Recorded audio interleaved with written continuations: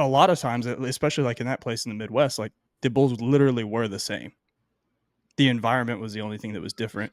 And then when I would choke under pressure in the environment, I told myself I wasn't ready, even though I could get those bulls rode.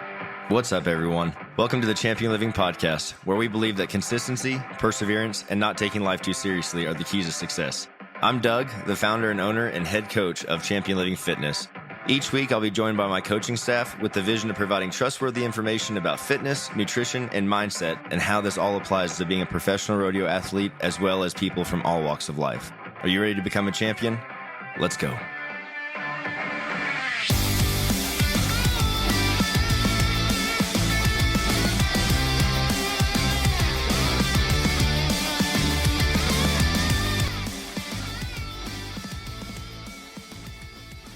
Are you there? Oh, yeah. There we are. Yeah. It's very frozen for a second. I didn't know if you guys could see that. Well, I thought we were I all couldn't see that. just staring at each other. Strange. Wouldn't be the first time. I've never seen such a thing. Wouldn't be the first time. Remember the early days of the podcast when like everybody's internet was horrible? Oh, man. Do you remember how frustrating that was? It was the worst. I remember. Oh, man. We would scrap entire episodes sometimes. Yeah. I remember podcasting in the backseat of the Durango out in the middle of my pasture, because that was the only place I got good service or whatever, or I could get away from the kids being loud. Yeah. We did I did my grandma's camper for a long time because she had it parked at my parents' house. Mm-hmm. And so I'd go over there and just be in the camper. My podcast studio was the RV for a solid year and a half. We're in garages now. We haven't moved that far. Yeah, we haven't moved that far. I'm literally waging war with flies right now. Yeah. However, technology's come a long way and my internet's way better now. Yeah. My internet's like lightning here. Lightning. Yeah.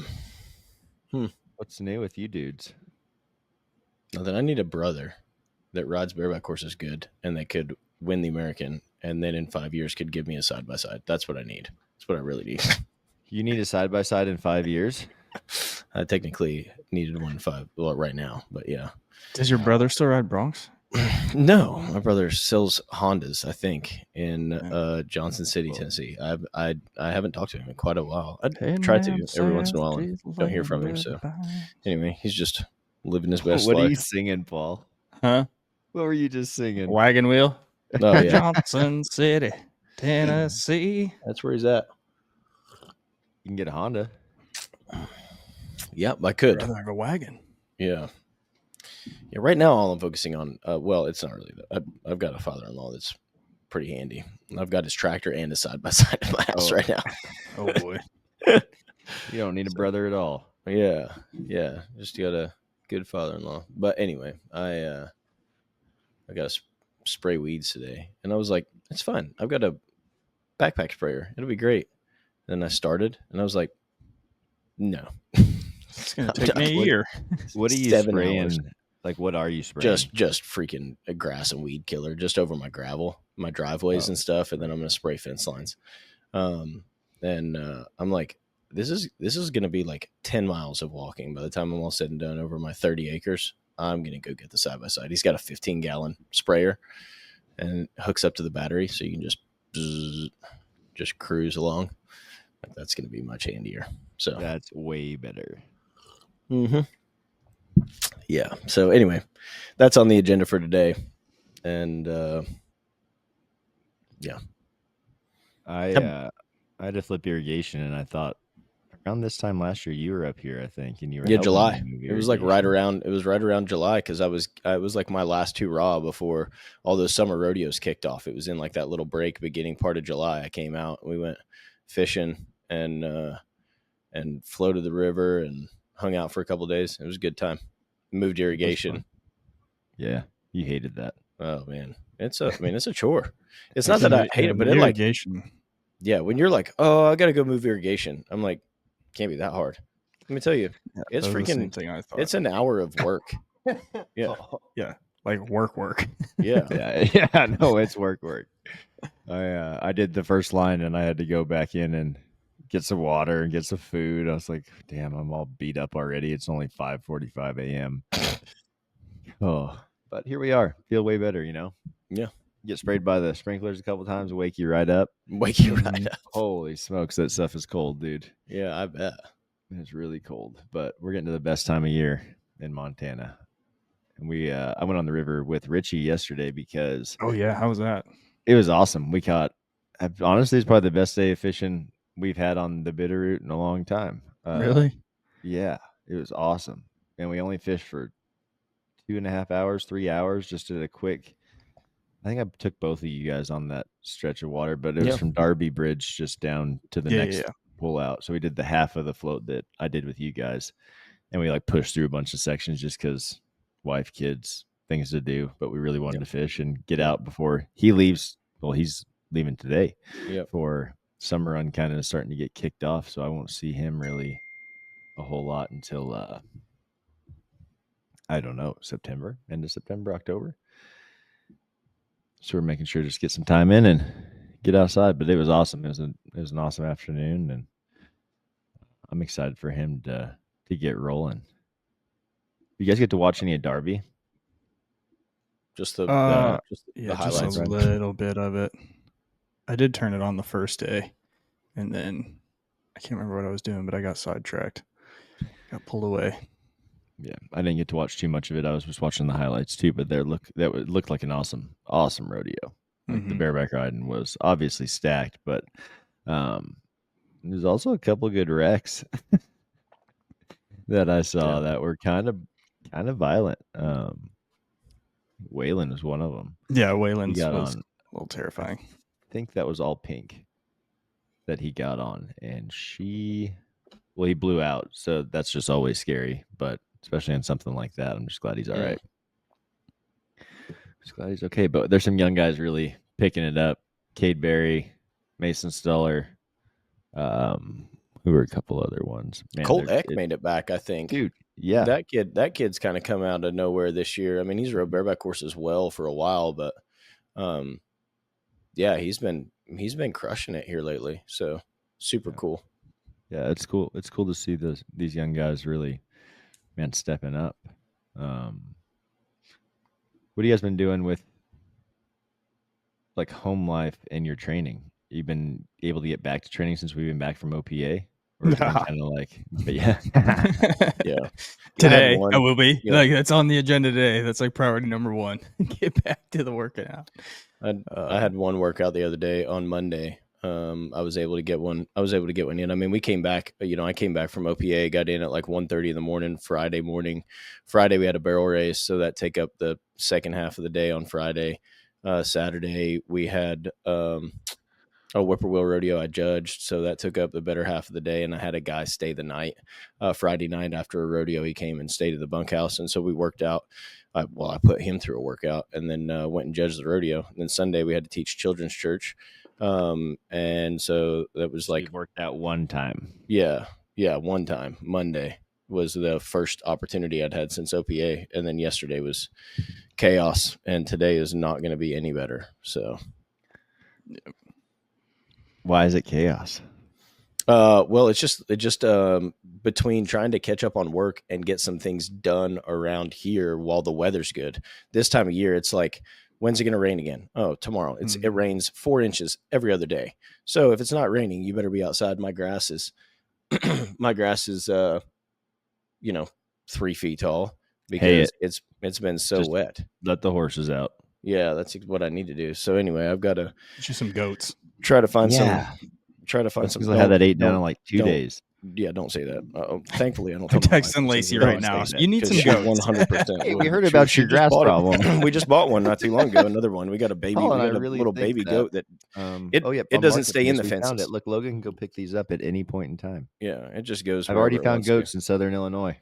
There's lots of goats here. Lots and lots of goats, and we already have 2. There's just plenty. So at any rate, turn those things out. They'll be plump as hell. Yes. They'll look like the girl from Willy Wonka, the blueberry girl.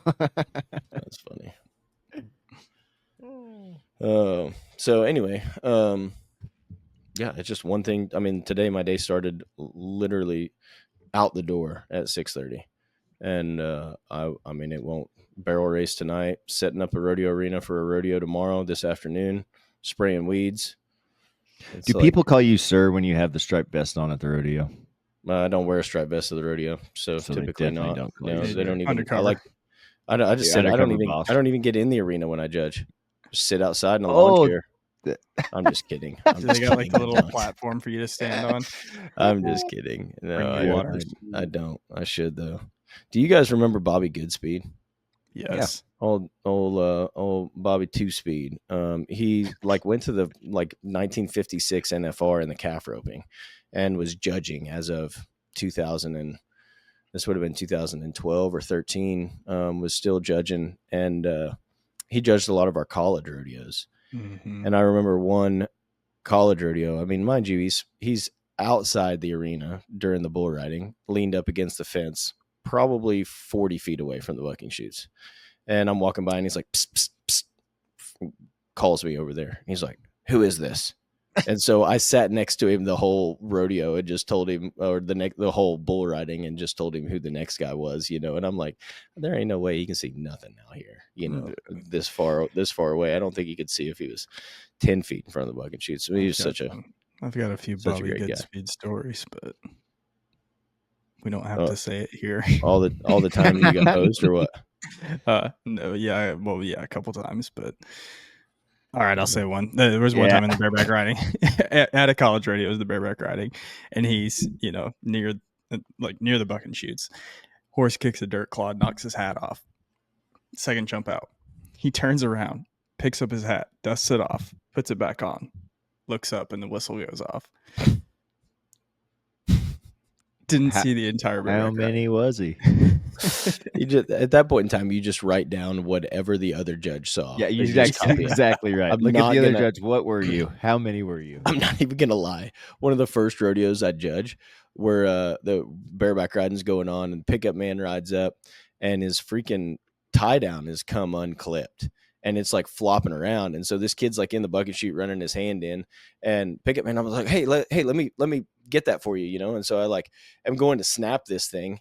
And right about the time I go to snap this thing, the gate comes open and the kid rides. And we go through at least 3/4 of the ride before it dawns on me that I'm supposed to be watching this thing. Here I am trying to hook this back up.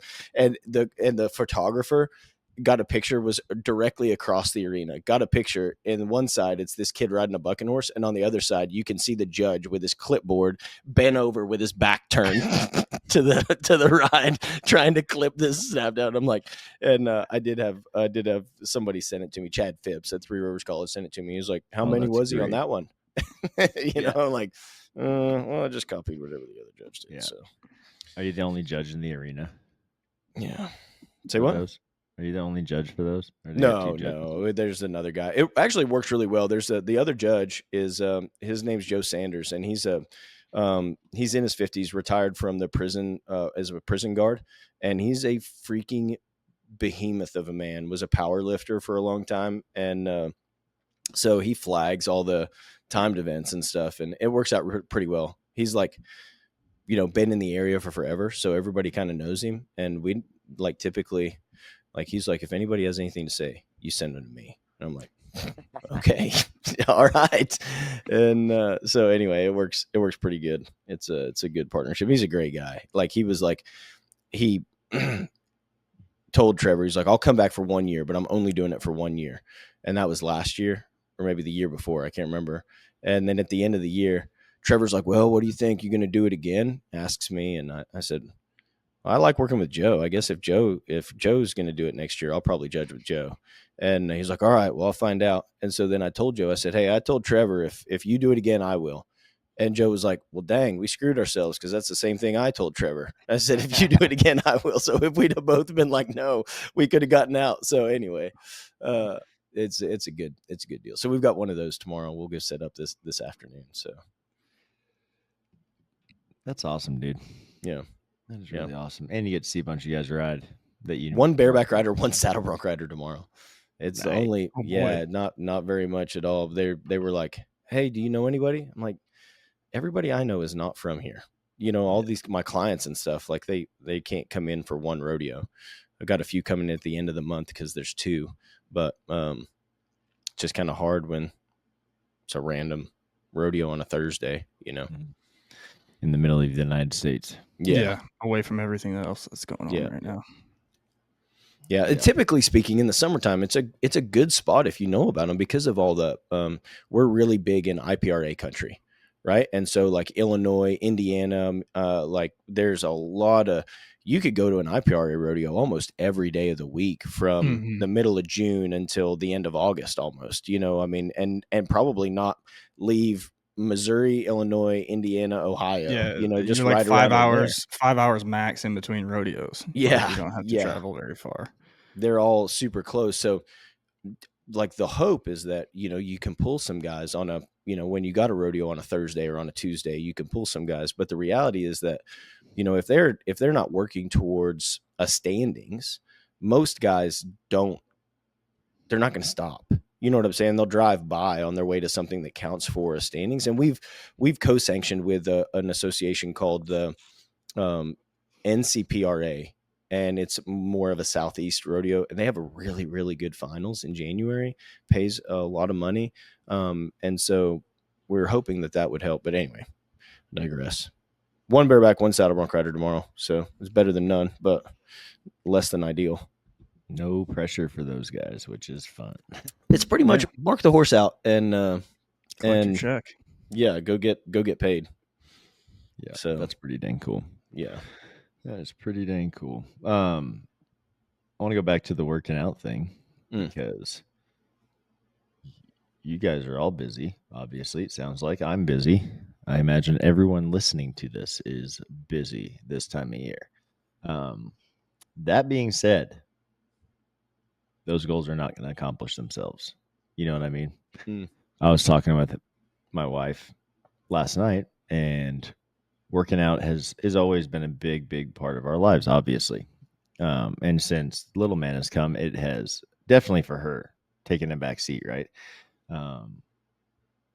And she just like hasn't been feeling great and, obviously tired, but I started thinking that the lack of being able to go move is probably a big part of that, right? Like it would definitely not hurt to go do some light movement and kind of get your blood flowing and feel good again. So we made that non-negotiable for us. And it sucks because we're like working out at 7:30 p.m. now because we hit the end of the day, little man goes to sleep, and it's like, we haven't done it. We're going to go do it. And last night, I didn't want to do it really, but she definitely didn't want to go. And literally, when I say go, it's 20 steps to the garage. So anyone like that's, deals with that, I get it. And I have a gym literally right next to my house. So, but the fact is, like, we did it. We went in there and got some work done. I looked at my Whoop. I was still recovering from that long week we just had. So we got on the bike and we just rotated minute on. He'd go, I go.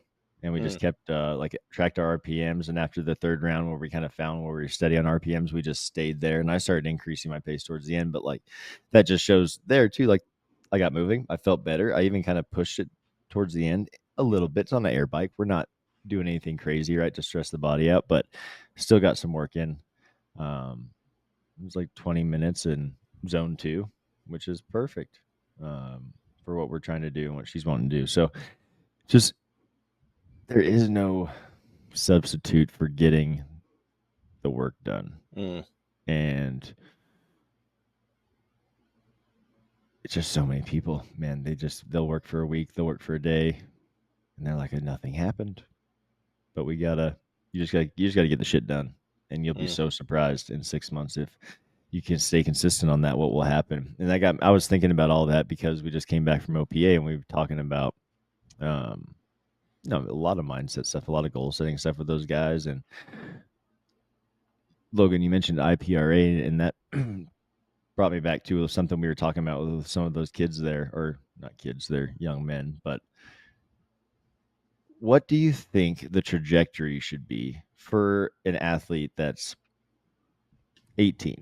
Say 18, 19, they are covering animals, they're winning checks at some amateur rodeos.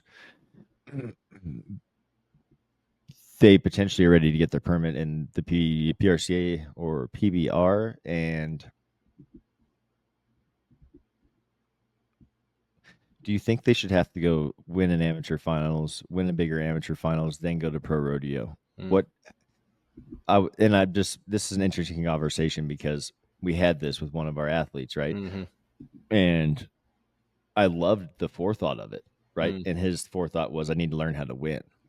And I think that's a great thought. But at the same time, how does that hold someone back? Yeah, that's a great statement, and it really rings true and hits home for me. It's so funny that you would bring this up, 20 years later, but your brother was the one that really got me thinking about this in 2012 maybe. And I told him my grand plans for pro rodeo. We were in a location not to be named in Casper, Wyoming, a place that if you've ever been to Casper, you've probably been there. But I was telling him what I was going to do and how I was going to stay on my permit for 5 years so that I could, not burn my rookie year and I could go rodeo. And he was like, man, I respect that you've got a plan, but the reality is you're not going to grow until you make yourself uncomfortable, and you should just, bite the bullet. And I didn't. And it's one of the things that I don't necessarily play the regret game, but if I'd go back and change, I probably would have gone ahead and bought my card much sooner and tried to get in with those guys, because all of them progressed much faster than I did because they made themselves uncomfortable. And so I see a lot of young guys that really want to have a game plan, like the one student that we had at OPA. And I think that's fantastic. However, within the PRCA, for example, I can't really speak to the PBR. Maybe Paul can speak to that in a minute, but within the PRCA at the circuit level, it is very, very simple to qualify for a circuit finals. Traditionally speaking, typically, it's a generalization. The quality of bucking horses that you are going to get on at a Great Lakes, for example, circuit rodeo, are going to be significantly better on average than the animals that you'll be getting on at an IPRA rodeo. And so with that being said, if you can go to about the same amount of rodeos and qualify for a circuit finals, I encourage guys to do that. Now, there are some guys that are not ready.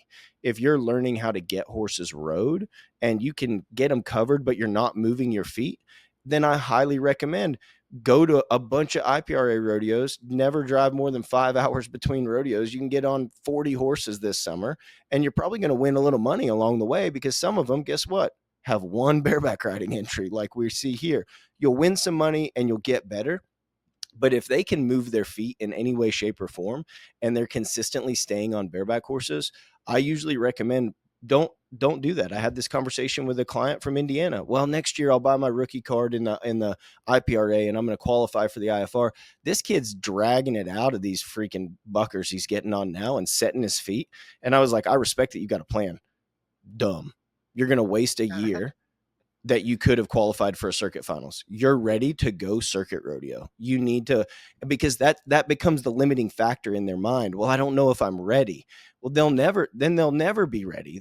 Next year they'll qualify for a circuit finals and like, oh, well, yeah, but I'm not quite there yet. It'll take him 5 years to get to the spot where he feels like he's ready to make a run for the NFR, if he ever gets there, because he's limiting himself here. And it's like, I'm going to show you, just like when you're working out with a client in the gym and they're like, well, I'm going to do the bicep curls, I should probably grab the 10s. And I'm like, hey, grab the 20s and see what happens. Well, there's no way I could do those. I'm like, let me give you some cues and let's see.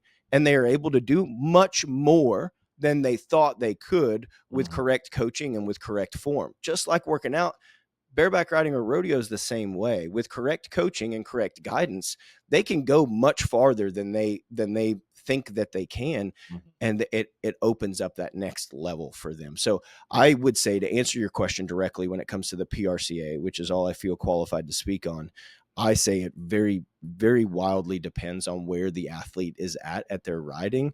But if they're consistently riding their bulls relatively 30-40%, or they're consistently moving their feet on in some form or fashion on bucking horses, let's go, big dog. Buy that permit and rock and roll. Yeah. And the stock is going to be very similar, if not not sometimes it is the same.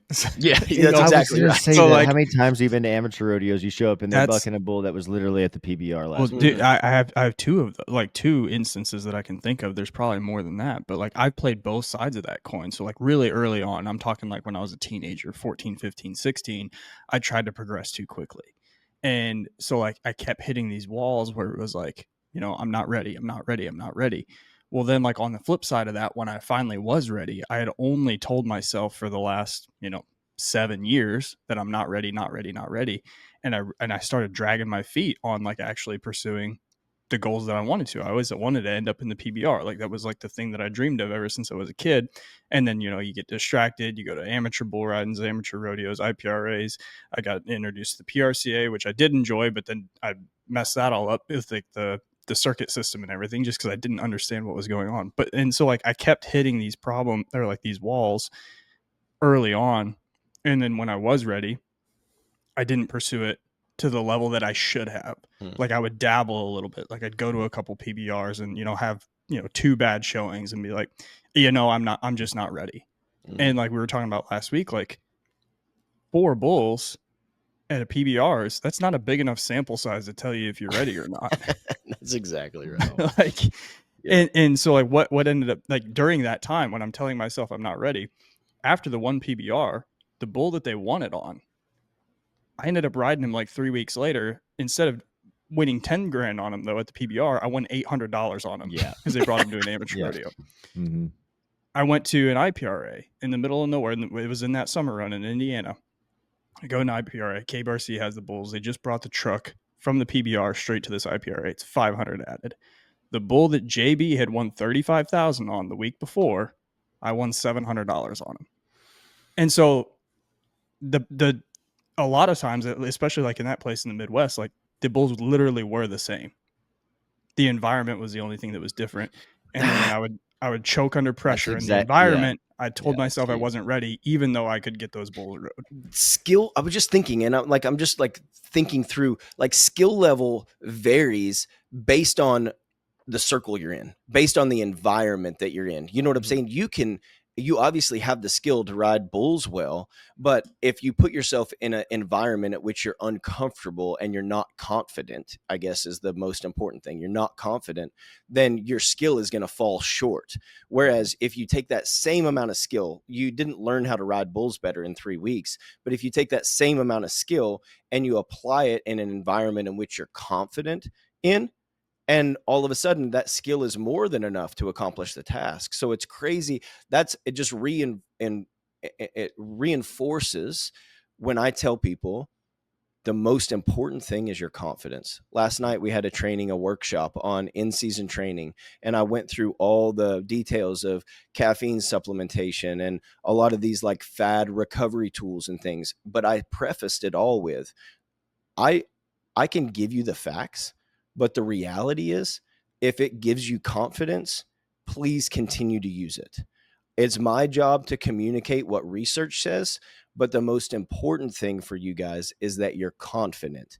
And so if you like, drinking 17 Red Bulls before you ride because you feel like you can spur the hair off of anything they run underneath of you, while I wouldn't recommend it from a scientific standpoint, I would say that if it gives you confidence, it's important, right? It's the same thing. Well, it does give you wings. It does supposedly, yes, give you wings. Guys, rodeo season is picking up. It's time to gear up with the best in the business. Beastmaster Rodeo is fully stocked and ready to get you dialed in for the rest of the season. If you're going to ride or compete at your best, you better get gear that works as hard as you do. They just launched their new Pro Gel line. This includes their neck rolls, rig and handle pads, Brazilian and American bull rope pads, and tailbone pads for all you rough stock riders. This stuff is a game changer. It's built to absorb impact, provide unmatched comfort. It's going to help keep you in the game and in the arena longer. And y'all, they're not stopping there. They have new boots, shaps, dummies, all are rolling out this season so you can keep pushing the limits with the best in durability and performance. And as a listener to the Champion Living podcast, you get the exclusive hookup. Use our discount code Champion Living, all one word. Going to save you 10% on your entire order. Y'all, don't settle. Gear up for the best. Gear up with the best. BeastmasterRodeo.com. Check them out. That's the biggest, man. It's so important. I was thinking about, you talked about a affordable, dabbling is like their sample group, right? Mm. And you are smack dab in the middle of like an adaptation occurring. You have not given yourself a long enough time to adapt to this new, I guess stress is the word I'm going to use, but it's just a new setting, right? That you're in. It's different.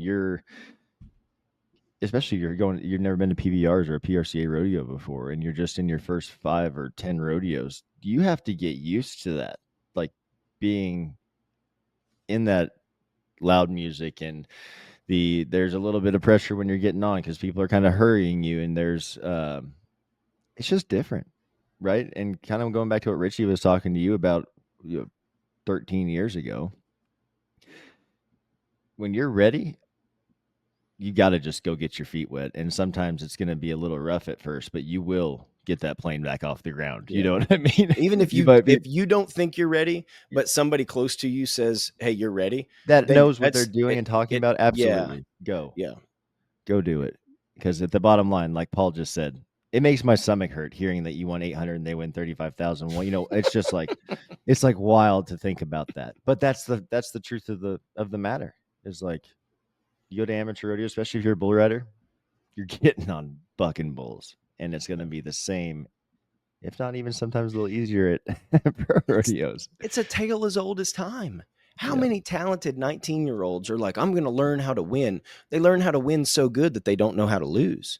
And so they win. Well, I'm just going to go win the IPRA this year. I'm going to go win the NFPBs this year. And they do that. And then they're like, all right, it's time to level up. And they go get bucked off 2 bulls at a PBR, or they go to 4 or 5 pro rodeos. And they're like, this place sucks. And they go fall right back into the habit of going to the small rodeos where they feel confident. Feels And good to be it a ends up big fish in determining a their small career. pond. That's exactly right. Big fish in a small But pond. does it? And it's gonna hold them back from reaching their full potential. Now, It's a false sense of security or like accomplishment. that's exactly right. Now, the caveat to that is that everybody has to decide what matters to them at the end of the day. You have to decide based on your goals. Is it wrong for you to have 10 IPRA world championships and never have pro rodeoed? Absolutely not. If that's what your goals are revolving around and that's what you want to do, I love that for you. And I think that's Also, fantastic. you could still make a shit ton of money doing that. You know what I mean? Like, there's whatever you want to do, go do it. That's exactly right. If I was to crack back out tomorrow, I'd buy my IPRA card and I'd pack my family. We'd never go more than 6 hours from the house, and I'd have a blast, and I would love it. But I hate to see it for these young guys that dream one day of doing something more, and then they let reality hold them back, and they just never bite the bullet, because I know that they really want more deep down. They've convinced themselves that they're not good enough, or that they don't want it, but the reality is that they at one day had dreams of that, and they allowed a dozen outs, 5 rodeos, whatever, to convince them that they weren't good enough or that it wasn't going to work. And that's what I don't like to see people sell themselves short. Yeah, no, me either, man. That's you see all the mainly because that's what I did my whole career. You know what I'm saying? I sold myself short my whole career. Well, I'm not ready. I feel like we did everything so backwards though, because we obviously had no guidance, and so you may have held out for a long time, but then you also went and entered freaking deep. Also, you've gone all freaking year. You know what I mean? And sometimes, like, even myself, when I was entering, I entered way too much. I went over my head. Like, I did not enter smart, right? Yep. And on the same side, flip it. I've seen really talented guys have their PRCA card make the finals one time because they were able to duck off to enough little ones and they didn't want to go fight with the big dogs, and they'd make it in like the 15th, 14th hole, right? Never make it again after that. And not win much while they're there. But they were so capable of going to those big rodeos and hitting those and winning those big $35,000 checks instead of duking it out for 1,500 added. Yeah. And they would have had a better career most likely. But it's that self-belief and self-talk of what you can really do. And that's the most important part. And so you've got to go get your feet wet and figure out how to be positive and progress in those scenarios. And if you're able to do that, you'll have no problems at all. You just got to stick to the fundamentals. I was sitting there. We went, the guys came over to Richie's after the rigging rally, and I got home, I think at 4:00. So they were there at 4:30, back home already. I was talking with, forgot who it was, but just asked him how his riding was going. He was, if I could just not think, it'd be a lot better. I'm like, yeah. And we got to chatting, and the words that came out of his mouth, I was just like, this is someone that's been in the NFR probably 8 or 9 times. And he's like, it's just the fundamentals. That's it, over and over and over. If we just go back to the fundamentals, that's what all you have to do. And then I want to make it more complicated than it is. And then I struggle. So that coming from someone that's made an NFR 8 or 9 times. It happens to all of us. I had, you guys know Jared Johnson, who's been coaching, bareback riders, rodeo coach. Well, I had breakfast with him this morning, and he gave me this fantastic story that sums that up. That when he was rodeoing, you guys know DeWitt Forrest, who's been a pro official and taught a lot of Sankey schools and stuff, and interesting character. And he was at Jared was at a rodeo, and he'd been really struggling with his mark out and had missed like 5 or 6 horses out, and that typically didn't happen for him. And so he's good mark out. Oh, he missed it out. He misses his horse out at this rodeo, and after he's getting changed or packing it up, and he sees DeWitt, and he's like, hey, like, what am I doing? I can't mark that horse out. And he said, reach down there and tie your shoes. And so Jared was like, all right. So he reached down there and tied his shoes. And he said, all right, untie your shoe. He untied it. He said, I'm going to go get a beer. I'll be back in 5 minutes. Don't you dare touch those laces, but I want you to stare at that shoe, and I want you to think about tying that shoe until I get back. You just think about how you're going to go about tying it until I get back. He goes and gets a beer, comes back. He said, all right, go ahead, tie your shoe. Jared said, I couldn't tie it to save my life. It took me 7 times as long to tie my shoe after thinking about it for 5 minutes. And DeWitt just told me, he said, stop friggin' thinking about it. Just do it. And it was like, man, it's such a simple example, but isn't that what we do? We're like, okay, well, if I have my knees here and then I'll go here and I'll go do that and do that. And it's like, your body knows what to do. You're literally getting in your own way. Just freaking go play some golf, forget about it, show up 30 minutes before the rodeo, slap some tape on, and just let it all hang out a couple times. And like everything's going to work out the way it's supposed to, as opposed to you over analyzing every aspect of it. Yeah. But my, is it hard? Oh yeah. It's very easy for us to say because I don't have to do it anymore. Yeah, if I cracked back out, I'd want to show up to the rodeo 4 hours before. It'd be so hard for me to like take my own advice and not think about it, because it would be a non-negotiable for me to take my family with me, so that changing diapers and freaking spanking kids could distract me from the terrifying thing I'm about to do. When I was at that competition this weekend, obviously I'm wearing my Whoop, and the first leading up to when I ran 2 hours, it has me in working out. And and it was literally just my brain doing this roller coaster thing. And about 10 minutes out, I had to go sit down and like breathe and focus on breathing and like get back into just that competitor mode, but making it simple for myself, and like got myself really calm, put a smile on my face, and I was ready to roll. But it was funny to look back at all the body data throughout that, and I laughed hard because I'm sitting there at like 135, 140, and I'm not even moving. I'm just thinking. My heart rate's freaking jacked about a hypothetical scenario my brain is going through at the moment. And that's a crazy thing to think about, that you have that much control. Your central nervous system will react. And, I was visualizing things, that could happen, I guess.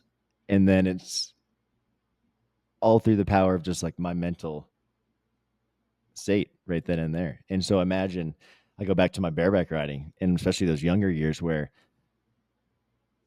I was scared, but I wasn't scared. I was not confident. Yes, what it was, right? And I mistake those two emotions, if you will. Yep. Always trying to prove ourselves. I felt like every ride was an opportunity. I placed so much weight because like I'd either make a good spur ride and I'd prove to myself that I belonged, or I'd get my face yanked off and I'd prove that I'm a failure. Right. And it was never about just who I'm becoming as a person. it was always about the outcome at every single rodeo, and it either proving to me that I'm a fake or proving to me that I belong. But it was so crazy that every time I made a good spur ride and I was like, okay, cool. All right, I can do this. It would take me 5 good rides to get to the spot where I felt like I consistently had confidence. One time of getting yanked on by something that shouldn't have yanked on me. And I was like, what am I doing here? Why am I like, Black Cat of Benny's was the beginning of the end. I told the story the other day, got on Black Cat of Benny's. All the guys are, you're 84 to 89 on that thing all the time. I was 73. So yeah, okay. I'm right there with you. Well, that makes me feel better. I was 0, but that thing, everybody rides that thing. You don't get bucked off of that thing. And it was maybe the last year and a half I was rodeoing, and I had it, and I was really excited to get on it. And so I marked it out, packed it out of there, and then ripped them. And turns out you just need to put them right back down. There's not that thing is so rapid. You can't like flying V's that thing. And I tried to, and I got behind about the 4th jump and bucked myself off a Black Cat. And I allowed that to just control my mind and my emotions for so long. And it's a form of when we go through those situations like you were talking about, and we're thinking about our performance before it's happened. It's a form of visualization, for better or for worse. The heart rate responds. And when you start thinking about just don't mark him out, and you're thinking about how that mark out's going to go and this and that, you're really rehearsing. And you're either rehearsing good reps or you're rehearsing bad reps. You might not consider it visualization. It's just your mind getting away from you. But that's really what it is. I've been thinking about this quote for like the last 20 minutes and been trying to figure out how to insert it here, but I think now's the time. So like first that pressure to like win and perform, like that's all self-inflicted. Like, so like if you're struggling under pressure, you're buckling under pressure, you're having these like wild heart rate, variations leading up to a competition, like that's all 100% self-inflicted. Nobody else is expecting any of that from you. It's all in your mind. And so I think that's one important thing to note. But the quote, there's a Vince Lombardi quote, and you've all heard it. Show me a good loser, and I'll show you a loser. I freaking hate that quote, especially in the sport of rodeo, because there's not like in football, maybe in that application, it's different. You got to try, you have an attempt. If it doesn't go poor, or if it doesn't go well, you have another attempt to try and back it up again. In rodeo, you have one attempt, usually. You know what I mean? Like there's no plays, there's no whistle like this stops the play and then you have another attempt. You have to learn how to lose. And that doesn't mean like enjoy losing, but you have to learn how to deal with it and forget about it and move on to the next one, because your next play doesn't start in 60 seconds. Your next play starts tomorrow or in 2 days. And so like you have to let go of that and not dwell on it in that period. And so, like I said, maybe in football, like it applies a little bit differently because you have 60 seconds to forget about it and you're on to the next task. In rodeo, you have 24 hours or 48 hours before the next one. And so like that space there gives you time to dwell and overthink things.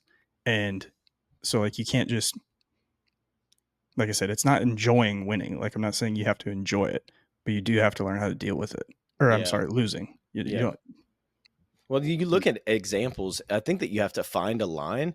Once you get to the top 20 in the world, they are absolute competitors that hate losing more than they love winning. You know what I'm saying? And everybody's a little bit varied there, but you can go too far, right? And like, I'm going to throw out a name, and I think that he would say the exact same thing, but like somebody like Tim O'Connell, who's arguably one of the best to have ever run his hand in a rigging, but he hated losing so much that it ended up creating problems for him in his rodeo career. Not only did it fueled him to greatness for a while, and then it ended up causing issues later on. And he's had to learn how to balance that. And because he rode bucking horses, like he probably wouldn't use this terminology, but I would say that he rode bucking horses almost out of hatred.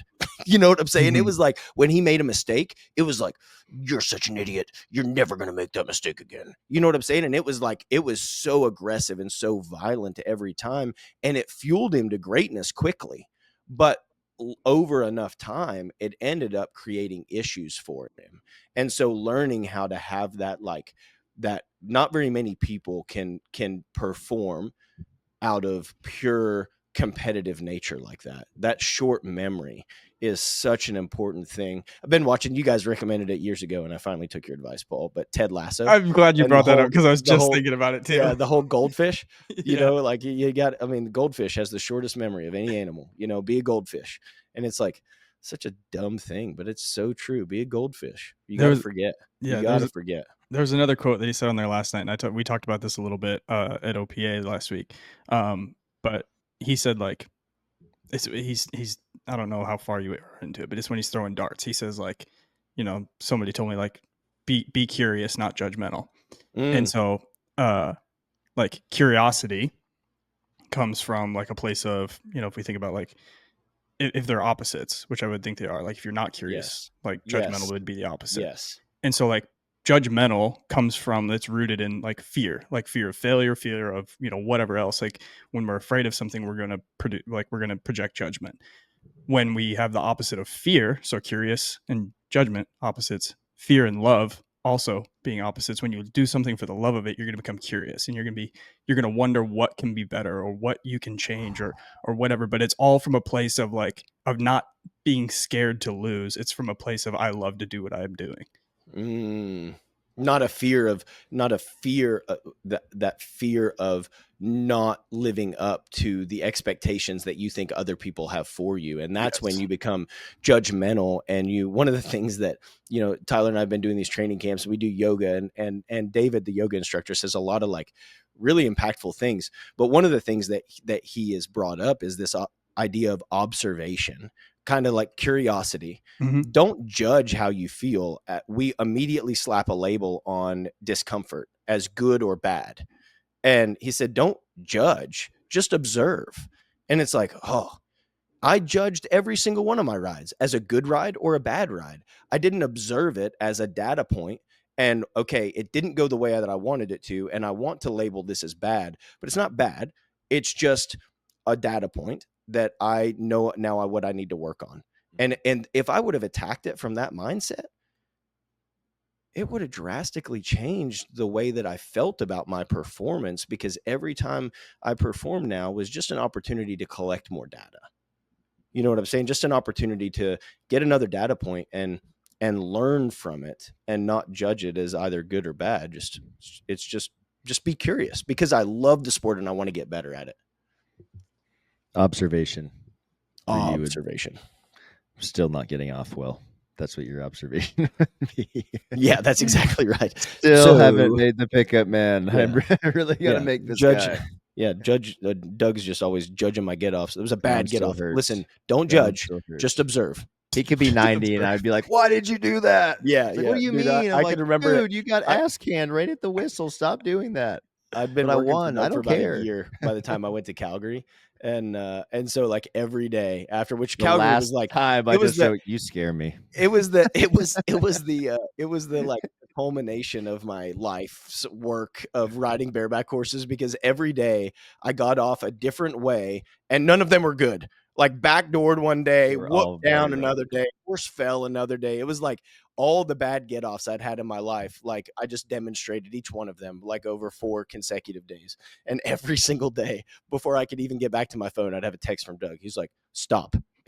Or like, that was horrible. Or like, that was terrifying or whatever. I'd get back and I'm like, well, thanks for watching me just get my face yanked off, you know? So, hey, I was watching. Anyway. I was watching. Yeah. Good times. It doesn't feel like it was that long ago, to be honest. No, it doesn't. My body says different. I just got on that bucket machine for about 3 jumps, and my body is like, yeah, you don't know how to do that anymore. Yeah, you are not accustomed for that anymore. Yeah. Oh, man. That is funny. I need to work out today. You guys change anything up with your own stuff? Have you been injured? Like, have you been doing the same kind of stuff for a while? Do you get bored with the same kind of training? I feel like we don't get to work out consistently enough to have the privilege of swapping exercises. You know what does that make sense? Like I've been so sporadic. It's 2 or 3 workouts a week, typically speaking. And for the last like 3 or 4 months. And so I'm like, I need some consistency on trying to progressively overload the same exercises for a season of life instead of like, well, I think I'll try something new today. If I do that every time, I'm just going to stay wrecked, number one. And number two, I'm never going to progress in anything. I was, I'm not changing any movements. I've been doing the same movements like you guys, but I've been changing the methods of which I've been using them. And so I've been putting everything on a clock because time is very valuable right now.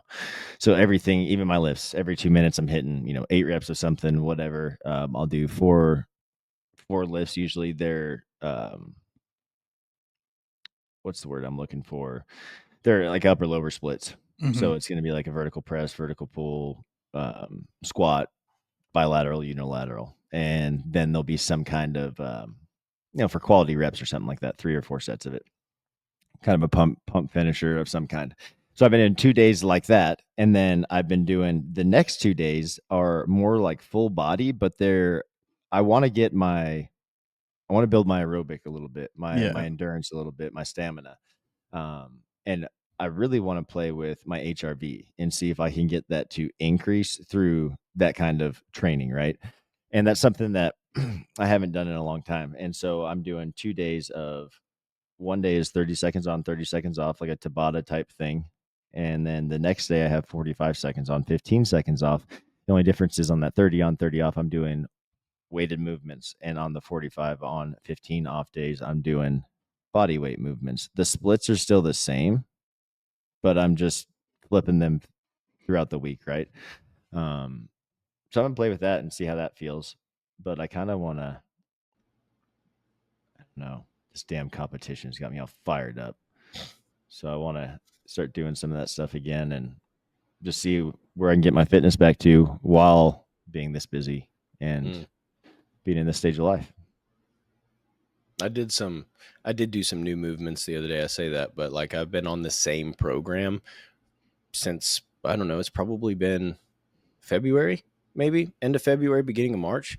And so my movements have all been the same. And so I just progressed the exercises this past Monday. And so instead of like a Zercher split squat, I did regular Zercher like squats, and they were freaking awesome. But what got me the most was I did instead of a split stance RDL with a barbell, I did a rear foot elevated single leg RDL with dumbbells. Yeah. And I went pretty light, like I had just 40s. You could do that with body weight and get lit. And yeah, and I'm talking about 8 reps aside, lit me up, and it hit my posterior chain in a place that the split stance RDLs hadn't been.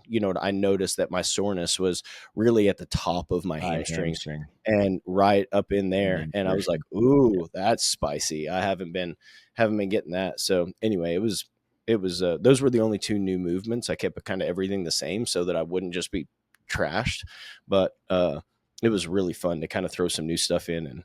And once you get to a certain spot, I'm relatively new lifter, just consistently lifting for 5 years. But once you get to a certain spot, you have to try to gamify it a little, if you will, to keep it fun and interesting. And the way that I do that right now, like you're doing it with, trying some new splits and timed things. And the way that I've been doing it for the last little bit is just the progressive overload. Like, can I add 10 pounds? Can I add 5 pounds? Like, can I go up?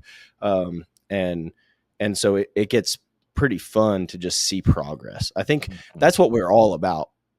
No matter what the modality is or how we change, what variable we change, can I see progress? And we're all results driven and want to feel better and see things change. And so, anyway, it's been fun to play with that some. Yeah, that's kind of where I've been at, is like, just with the inconsistency of traveling here lately, it's been like my big lifts, they're not changing. Like I got to kind of stick with them just because I haven't been consistent enough to really make like a lot of progress with them. The like variety that I'm adding in there is then going to be like what movements are going to feel good today, as like maybe some accessories every now and then, like might just change up an accessory just because I think like, oh, well, this feels like, this is going to feel better. Like this is going to, my low back's going to feel better after I do this, or my hips are going to feel better after I do this. And then the day that I'm kind of switching up is like just choosing like a 1 day for cardio. And so like, it might be like, I'll set it on a timer, or like last week, a couple weeks ago, I went for a jog for the first time in a long time. just to kind of see like how my hip would hold up, and surprisingly it did all right.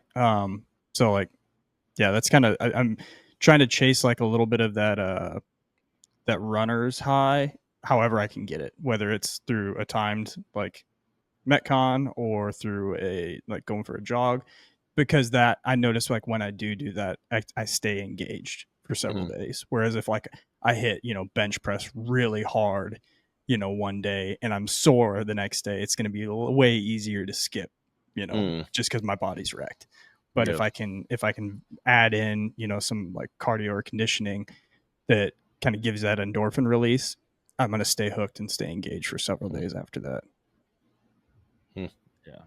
What kind of barbell work are you doing? Is it strength work? Or what? Yeah, more like higher. It's like higher rep range that I would say more like hypertrophy, like 8 to 10. Yeah. Especially like with my lower body stuff, because I'm changing the angles of everything. Like I'm only squatting to a box, and I'm only doing rack pulls right now just to have less hip flexion at the bottom. And so I'm going higher reps on those just because, with the short range of motion, I can really kind of push the weight a lot with that and not get totally wrecked. Yeah. It's my favorite thing. Back squats to box in the summertime. I got to get more plates here, but like you can load them bad boys up and maintain strength in the summertime when you're working out once a week and not feel it the next day. You know what I'm saying? Like taking out that isometric at the bottom, and you can maximally load those things. I love them. I think it's fantastic. Yeah, like even with my hip not feeling good, if I just shorten that range of motion and go to a high box, I mean, I can still hit over 300 pounds for 10 reps, and like, it's not. Are you still doing regular back squats, Logan? I know, Paul, you got a different deal. You got an actual. I haven't done any regular back squats. I've done the Zercher split squats for a consistent amount of time. My double leg squat was a front squat. Was what I was doing with the Zercher split squats, and then the other day I just did the Zercher squats. So I haven't done anything on my back in a minute. The main thing is that I just don't have enough weight here. You know what I'm saying? To be able to like. Oh, you definitely have enough weight, bro. Well, I mean, for full depth squat, actually controlling it, you absolutely have enough weight, because the deal is you can't like. Well, how much is enough weight? What do you got over there? Well, I've got 300 pounds, which I could do. I could do 10 or 12 reps and tempo it, and it would be at a 3010. And if you can get 10 reps at 300 pounds, I'll fucking write you a check for $500 right now. Yeah, no, I mean it would be seriously, challenging. I'm telling you right now, I will add a 3010. Do it. Yeah. No, I 100% believe you, but all I'm saying is that like in order for me to progress at that now, then I've got to go 4 seconds, or I've got to go. Does that make sense? And so like in order, like that's kind of traps you into like one modality. No, absolutely not, brother. You can decrease the tempo and increase the weight, and you keep going like that until you get to full speed. You're mastering the movement, getting that full range and mastering that. What I'm saying is the back squat to box is badass because it builds, you can hold a lot of weight and build that posterior chain to support it. But when you don't combine it with the actual full movement, you're getting no stronger through that range of motion. At that full range of motion, you're only getting strong through that top part. Now, hip problem with Paul, that's a different deal. I was just saying, like with you, I think that if you did that and then added a tempo back squat to it with that lightweight, you have plenty of weight to do that. Yeah. And you would see big changes in your strength because you would be able to access a lot more throughout the mobility, because that's going to help your mobility too, right? Yeah, for sure. Because it definitely. I was the same, man. Like my back squat positioning sucked, especially after my back surgery. It took me 2 years to like do. I did it every week for like 3 or 4 times a week. Yeah. But it took like doing a barbell at like a 3-3-3-1, and I would be freaking shaking by 5 reps, right? But like you're getting to that full depth, you're controlling it, you're feeling how your feet press into the ground, like how to do the movement better. Your strength would skyrocket if you got to access that mobility on top of the heavy stuff you're doing with the boxes. Yeah. That's all I was saying. No, yeah, for sure. I don't get to do any heavy stuff here, really. I mean, like with the boxes, because I just don't, you know what I'm saying? So I've been doing a lot of the unilateral and the front squat. That's the best. Unilaterals, because those are.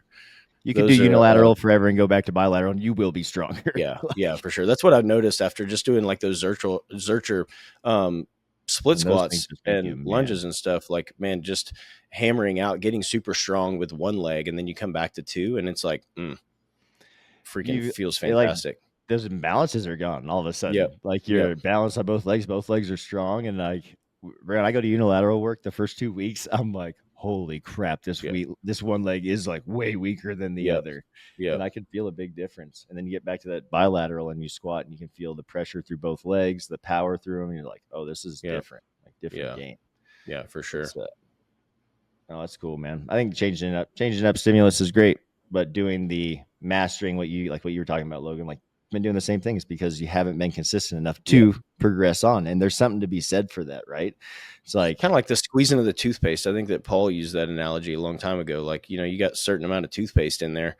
You got to make sure that you do the movement long enough to squeeze all the toothpaste out of the tube. Like make sure that you're getting the good out of an exercise. And that's not going to happen in 3 weeks, 4 weeks, 6 weeks, especially when you're, doing the movement once a week. It's going to take a little while, and see how far you can take that before you change the exercise anyway. I love that. Because there's just so much more than what really meets the eye right there, especially on exercise. It seems so easy. And mastered that. It's time. But like what we just talked about, 8 different ways to make a back squat different. Yep. It just goes on and on. So start breaking it down like that. And that goes even for your bareback riding. It's like, all right, I've got this down. It's like, well, how can we make this just a little bit better, right? On the spur board or whatever. Yeah. Roping, it goes across everything. But that was awesome, guys. I enjoyed that conversation.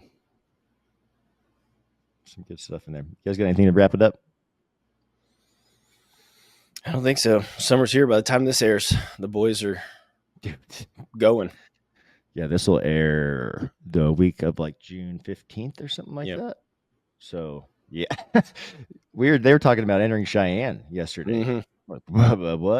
Yeah, we're where? So it's here. I know they're all this weekend. They're heading to Sisters, and what else is in? There's something in Utah. Vernal's in Utah, I think. And then Union or something. Oh, Union, Oregon, and Sisters, Idaho is where they're going. No, Eagle, Idaho. I was like, I know there's 2 rodeos named the same, but I was like, Richie, he's like, I'm going to Eagle. I'm like, I love that drive. It's so pretty. He goes, not Colorado. Oh, fair enough. Forgot about much Idaho. Less pretty. Yeah. All right, guys. Well, until next time, we'll catch you later. In this, we know that you're committed to upping your game in the arena, and we're teaming up with the Rodeo Now app to help you do just that. The Rodeo Now app allows you to record, upload, and catalog your rides and runs, review your performances in slow motion, and our favorite feature, if you're not familiar with your stock draw, you can search your animal by name to get all the intel you need to make your next ride a winning one.